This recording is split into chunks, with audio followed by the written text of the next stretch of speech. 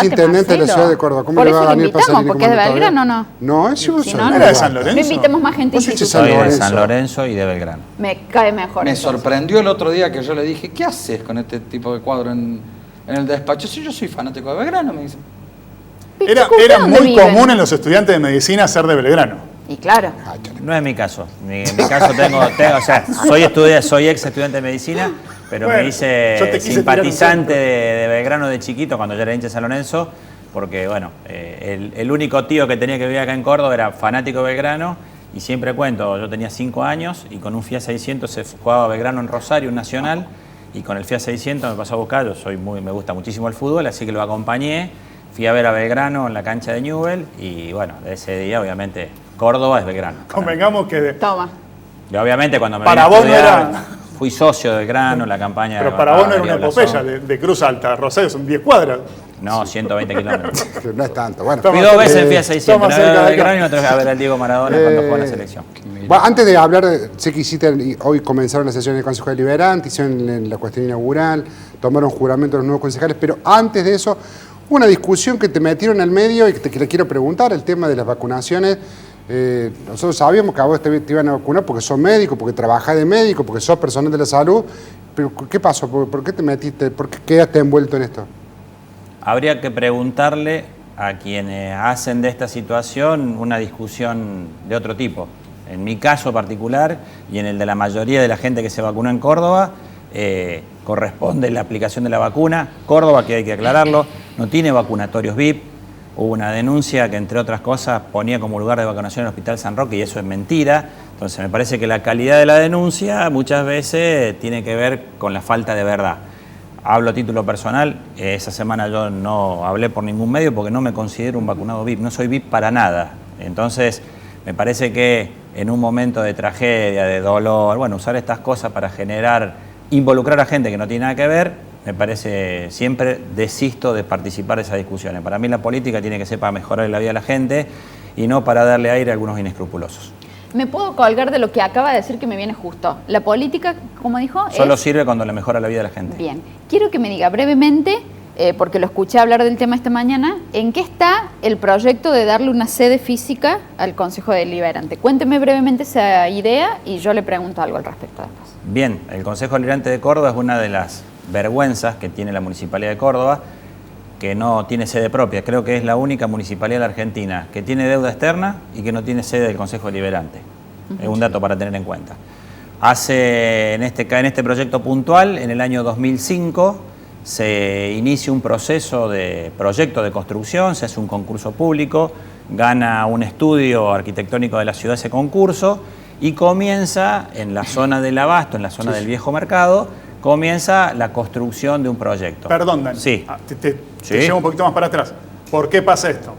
Porque durante la gestión del intendente juez se quemó el Consejo Deliberante. No nos olvidemos de que se quemó documentación importante en una sede que tampoco era propia. En el Gardel. Y si no se hubiera quemado, todavía los concejales estarían ahí.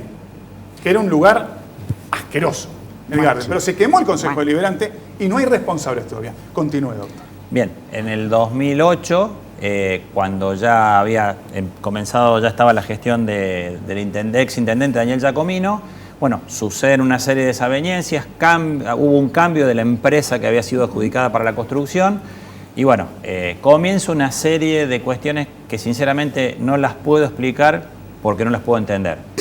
Juicios, contrajuicios, cambia la empresa, a la empresa se le paga con terrenos que son los terrenos donde estaba el museo, para que termine la obra.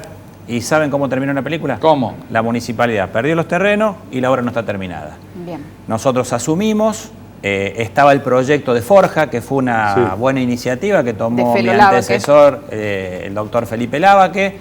En la transición fuimos a ver el lugar está muy bueno. El problema es que ese proyecto era una cesión de tierras del gobierno nacional, son tierras ferroviarias, pero venía calzado con un financiamiento del Banco Ciudad de Buenos Aires, un financiamiento, creo que eran como 300 millones de pesos. Se cayó el financiamiento y se cayó el proyecto de la obra. Y un detalle también, que esos galpones tienen techo de asbesto cemento, que es un material tóxico y que impide que eso sea viable para ocuparlo. Tomamos lo de la zona del mercado. La primer gran y buena sorpresa para mí fue cuando fuimos a ver el lugar. La construcción es una construcción muy sólida, está en un 21% de avance, están hechas las cocheras, están edificados casi 3 usurpada, pisos. ¿no? Había 4 ocupantes que inmediatamente que nosotros fuimos a tomar posesión del lugar se fueron por sus propios medios, estaban transitoriamente en el lugar y bueno, comenzamos a buscar la documentación que por qué decía que eso tenía riesgo de derrumbe. Los informes que encontramos, porque el expediente también está incompleto, no eran contundentes en cuanto a que era la posibilidad de derrumbe. Concretamente, la falencia que decía ese informe era en menos de un 10% de la superficie del inmueble. Entonces, con el intendente decidimos pedir un estudio, pero pedir un estudio que sea vinculante, es decir, que el estudio diga, che, esto hay que demolerlo, no hay que demolerlo, hay que apuntalarlo, es una parte, son 2 partes. Y bueno, los ingenieros nos recomendaron que había que hacer un estudio de estructura y un estudio de suelo, porque para la gente que no conoce, eso está en la bajada Alvear. Sí, sí. Y es un lugar donde en el tiempo entró mucha agua y hubo movimiento de suelos o hubo mucha posibilidad de que eso se hubiera socavado. Bueno, los ingenieros, el primer estudio de estructura dicen que eso no tiene riesgo de derrumbe, que se puede avanzar con la construcción, que hay que configurar el proyecto de una manera diferente, que hay que apuntalar una parte, pero que de ninguna manera eso tiene riesgo de demolición. Y estamos en estas horas terminando, dijo el mosquito, están los ingenieros terminando un estudio que se llama de cateo para ver las bases y para ver el suelo. Cuando ese informe está terminado, el intendente va a llamar a licitación para terminar la obra. Todo lo otro de las expropiaciones, de los terrenos, son terrenos contiguos. Por eso ayer, hubo una polémica porque decían que la municipalidad tenía que poner 500 millones para tomar posesión del inmueble. Y mentira. No es así. El inmueble donde está la construcción siempre fue la municipalidad, nunca estuvo en esa discusión judicial. Bien. El tema es que la municipalidad, históricamente, siempre fue a los juicios para perderlos. Y en este caso hubo una acumulación de juicios con los honorarios correspondientes. Y obviamente lo que a mí nadie me va a poder explicar, che, ¿cómo le diste los terrenos para que te hagan el edificio, perdiste el terreno y no tenés el edificio? Bien, antes le pregunto una consideración. El financiamiento que se les había ocurrido para el Forja cuando fue lo lava que era viceintendente del Banco Ciudad, ¿quién era el sponsor de Atenas? El Banco Ciudad, chicos. La pregunta es, entonces, si la política le mejora la vida a la gente, a mí como ciudadana de Córdoba, ¿qué le faltan algunas cositas a la ciudad? Muchas. A mí, ¿qué me mejora que la sede del Consejo Deliberante exista? Si usted ha quedado probado que en la pandemia han visto la forma de sesionar virtualmente, a mí, ciudadana, que espero el colectivo, que tengo el pozo en la calle, que se me explota la cloaca, ¿qué me mejora que ustedes tengan una sede del Consejo Deliberante? Bien. Y se invierta en eso en este momento. Hiciste una buena figura como ciudadana.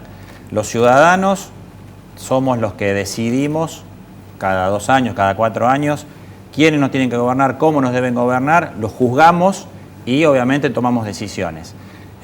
La ciudadanía se rige por una serie de normas, la Constitución Nacional, la Carta Orgánica, establece una división de poderes. En el caso de la municipalidad está el Tribunal de Cuentas, está la municipalidad y está el Consejo Deliberante. Cada uno tiene que tener su espacio, su lugar, porque el Consejo Deliberante es el que decide cuáles son las herramientas que el intendente tiene para gobernar y que estipula, entre otras cosas, las normas de convivencia. Tiene que tener su lugar propio. Hace muchísimos años que la municipalidad... ¿Es prioridad? Sí. La prioridad siempre es la salud, la educación, los servicios, y la prioridad ciudadana es que los poderes puedan funcionar. Nosotros hoy estamos trabajando en un lugar donde, además de los que vamos cada 4 años, que somos 31, más el viceintendente que nos vamos, venimos, hay más de 200 personas, 100 personas circunstancialmente, que trabajan en un lugar insalubre. El lugar donde hoy está el Consejo, muchos de ustedes lo conocen, no tiene ventilación, se inunda. Y te sacuden con el alquiler. Lo llevaron ahí de apuro y quedó ahí hace 12 años. Entonces, la municipalidad paga alquiler, el Consejo paga alquileres, y si hay un edificio que está en un 21% de ejecución, si hay un terreno y está la hora para terminarla, yo estoy convencido que esa hora hay que terminarla, obviamente que hay que hacer lo más austero posible, el proyecto lo vamos a reconfigurar porque tenía cuestiones que a nuestro juicio no son prioritarias. La prioridad que vamos a plantear en ese edificio es que sea accesible, que cualquier ciudadano pueda ingresar, si tiene una incapacidad no tenga una barrera que le impida hacerlo. Ese va a ser el destino, que sea un edificio de la gente, porque el Consejo Deliberante no va a ser para un funcionario, sino que debe ser para que la gente vaya, sea escuchada, resuelva temas y que obviamente se decidan allí las mejores cosas para la ciudad. Tengo la sensación de que también para en esta vía democrática, para alguna institución como la Municipalidad de Córdoba, así de grande, hay una cuestión de institucionalidad. Y para que haya una institucionalidad, así como existe la Cámara de Diputados, la Cámara de Senadores, tiene su recinto, tiene su lugar, tiene que haber un Consejo Deliberante. Después discutamos, pero con una cuestión institucional democrática. Perdón que te interrumpa, Chelo, porque, digamos, en coincidencia con lo que plantea, prioridades son todas. Hay mucho Nosotros pozo en el mismo, la calle. sí, obviamente, Sí, 1.970 millones de pesos este año vamos a Pensé poner. que me iba a decir 1.970 millones de pozos. No, Un no, poco menos. no. Poco Y los Nachito, menos. pozos no son en dólares, Claro. son en pesos, se pagan en pesos. Daniel, breve, una consideración de lo que fue el discurso del intendente en el Botánico. Bueno, el intendente, siempre hay que marcar, me parece, un punto de referencia. Hace exactamente un año, en San Vicente, un domingo a la tarde, todo sin barbijo, sin alcohol en gel, planteó una descripción muy directa de la gravedad de la situación de la cual nos hacíamos cargo cuando asumimos la municipalidad. Hizo una descripción del estado de deuda, del estado de abandono, de los pozos, del abandono de muchísimos años, que no son ni siquiera achacables a una sola gestión, de la deuda externa. Un año, 3 días después del discurso, empieza una pandemia a nivel mundial y obviamente todos estamos padeciendo las consecuencias. Este año la referencia a eso es importante porque ese año que pasó no lo usamos para buscar excusas, para quedarnos escondidos atrás de un escritorio, sino que se tomaron decisiones que permitieron reestructurar la deuda, que permitieron ordenar el municipio de la lógica que nosotros entendemos que los vecinos quieren que funcione, que la gente no tenga que hacer 20 cuadras de cola para preguntar por un impuesto, la modernización, la adecuación a cuestiones que ya existían en la provincia y que la municipalidad no lo hacía. Y me parece que cumplimos el primer mandamiento que la gente nos dio cuando nos votó. Nosotros le dijimos a la gente que la provincia, la ciudad y el Estado Nacional son un solo Estado y que no tenemos que dejar de estar peleándonos con el presidente, el gobernador y pensar en el vecino. Y me parece que en Córdoba se está viendo que los recursos se están optimizando y que el gobierno de la provincia, la municipalidad y la nación están aportando para obras de bacheo, para centros de salud. Vamos a construir 6 centros de salud.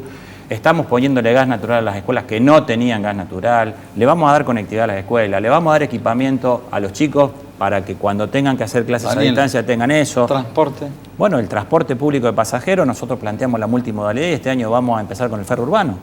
Es decir, Eso es buenísimo. es muy bueno, es una solución y es lo que nosotros escuchamos que la gente nos planteaba. Claramente las concesiones del transporte, hay muchas cuestiones que durante el año de pandemia tuvieron condicionamientos propios del déficit que tiene el sistema y las restricciones que hubo que implantar cuando le tuvimos que decir a la gente que no podía viajar en colectivo. Hablando de las concesiones, en ida y vuelta, me llamó la atención nosotros recibimos muchas llamadas de la gente permanentemente. Y desde hace la semana pasada con el tema de la frecuencia, la gente se queja de la frecuencia fundamentalmente de ERSA. Pero es increíble, porque es más, la gente nos manda capturas diciendo, bueno, Coniferal pasa entre los 10 y los 15, TAMS entre los 10, 15, 20, esta semana. Ah, no, porque yo el sábado me decía el próximo 11 en 74 minutos. Está bien, no, pero acuérdate que la modificación de la frecuencia comenzaron a Yo partir del debo lunes. vivir en la isla de Gilligan. No, a partir del día lunes. Bueno, no quiero discutir esto. Entonces la pregunta fue, ¿cómo era con INERSA? Ellos me mandaban captura, 20, 25 minutos, 30 minutos de ERSA que no pasa, ERSA que no se... Por sobre otras empresas, ERSA es de la peor, digamos, Sí, en frecuencia. me llamó mucho la atención. El nivel de reclamos tengo la misma información. ¿Y Está orientado en ese ¿Y eso sentido. se puede más o menos ver? Obviamente la autoridad de aplicación es la que tiene que controlar. Como bien decís, el 1 de marzo comenzó, digamos, a replantearse las frecuencias, a eliminarse restricciones y obviamente me parece que van a monitorear a una semana de la puesta en marcha de la nueva o de la recuperación de la anterior frecuencia para ser más correcto. Y la autoridad de aplicación es la que tiene que tomar medidas. Claramente las quejas no solamente son con la frecuencia, son con la limpieza de las unidades. Bueno, es muy diversa, pero claramente hay una tendencia Y en muy algo más importante. chiquito, porque acá hay contratos de por medio, hay cosas bastante espinosas cuando se está hablando de transporte público. En lo más chiquito, porque los cordobeses somos sucios, somos desatendidos, lo que le corresponde al vecino, pero que la MUNI tiene que controlar que el vecino lo haga. ¿Está la MUNI en eso? Obviamente, Veredas, sí. árboles, suciedad.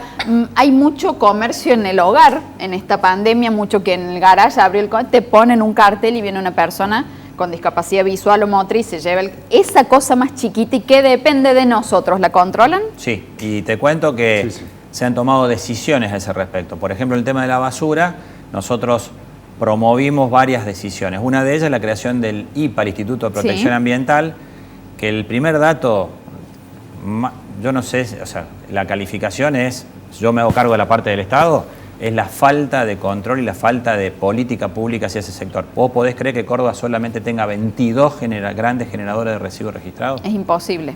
Tiene menos generadores que una ciudad de 10.000 habitantes. Claro. Entonces, me parece que esa es la forma de empezar a controlar. Y hemos creado la figura del promotor de convivencia, que se vincula directamente a la justicia de falta, que tiene potestades que todavía son inclusive superiores a las que tiene un inspector.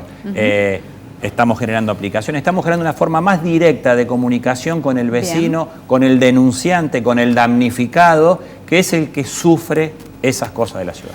Daniel, como siempre, un agradecimiento muy especial y gracias por estar, gracias por venir. Ojalá que este año legislativo sea tranquilo, fundamentalmente, y eso va a estar bueno. Saco esto Sí. porque... El Atón Protec. No, porque la última vez que estuve en este programa, Sí. yo me acuerdo que... Creo que fue el día antes que hable Alberto. Así es. Exactamente. Y cuando entré los vi, estaba esta plantilla, Sí.